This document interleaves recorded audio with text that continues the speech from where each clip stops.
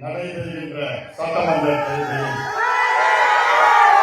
அனைத்து இந்திய அண்ணா தலைமையிலான ஒரு மாபெரும் வெற்றி கூட்டணி தேசிய ஜனநாயக கூட்டணி சார்பில் தர்மபுரி சட்டமன்ற தொகுதியில் பாட்டாளி மக்கள் கட்சியின் வெற்றி வேட்பாளர் உங்களுக்கெல்லாம் நன்கு தெரிந்தவர் உங்களுடைய சகோதரி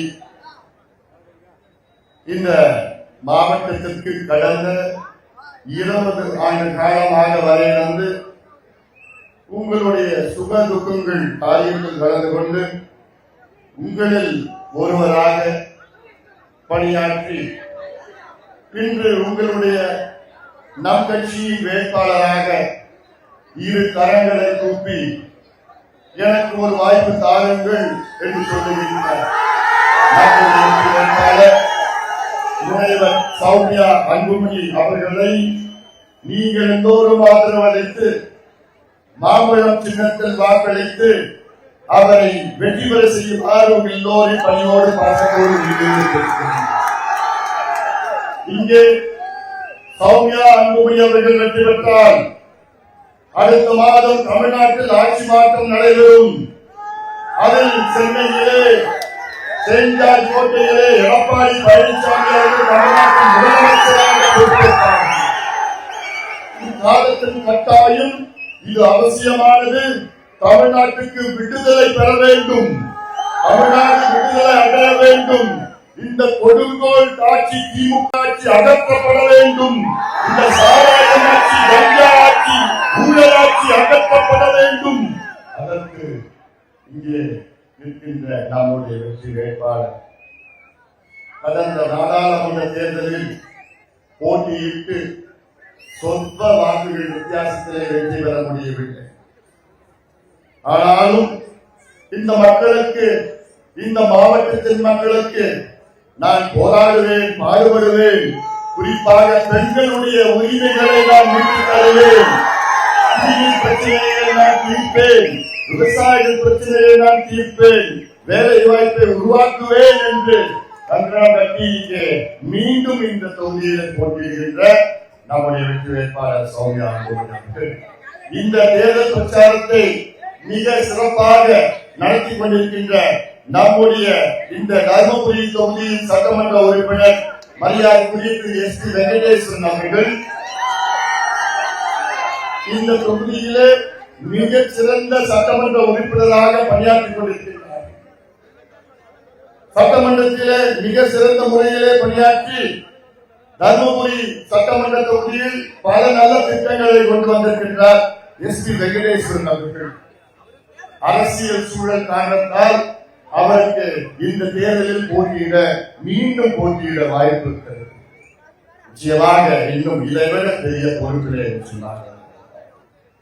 அதே நிலையில் தர்மபுரி சட்டமன்ற தொகுதிக்கு நமக்கு ஏதாவது நம் நாட்டுக்கு விடுதலையாகி 79 ஆண்டுகள். இந்த 79 ஆண்டுகளில் இந்த தொகுதியிலே ஒரே ஒரு பெண் சட்டமன்ற உறுப்பினர் கூட வந்தது கிடையாது. நம்ம முதல் முறையாக தர்மபுரி சட்டமன்ற தொகுதிக்கு ஒரு பெண் சட்டமன்ற உறுப்பினர் வர வேண்டும் என்று உங்களை அனைவரும் பணியோடு பாசத்தோடு நான் கேட்டுக் கொள்கின்றேன். இந்த தேர்தல் மீண்டும் சொல்கின்றேன், தர்மபுரி சட்டமன்ற தொகுதிக்கு மட்டுமல்ல, தர்மபுரி மாவட்டத்திற்கு மட்டுமல்ல, தமிழ்நாட்டிற்கு மிக முக்கியமான தேர்தல். 5 ஆண்டு காலம் ஆட்சி செய்கின்ற இந்த திமுகவை வீட்டுக்கு அனுப்ப வேண்டும். அவர்களுக்கு நீங்கள் எல்லோரும் வாய்ப்பு கொடுத்திருக்கிறீர்கள், தோல்வி அடைந்துவிட்டார்கள். ஒரு துறையிலும் நல்லது செய்யவில்லை திமுக, அத்துணை துறைகளிலும் தோல்வி அடைந்திருக்கிறது. அதற்கு ஒரு ஆட்சி மாற்றம் வர வேண்டும். எடப்பாடி பழனிசாமி தமிழ்நாட்டு முதலமைச்சர்.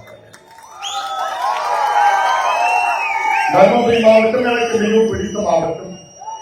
அதனால்தான் இங்கே இந்த மாவட்டத்தில் நீங்கள் எல்லோரும் சேர்ந்து என்னை உங்களுடைய நாடாளுமன்ற உறுப்பினராக 2014 தேர்வு செய்தீர்கள்.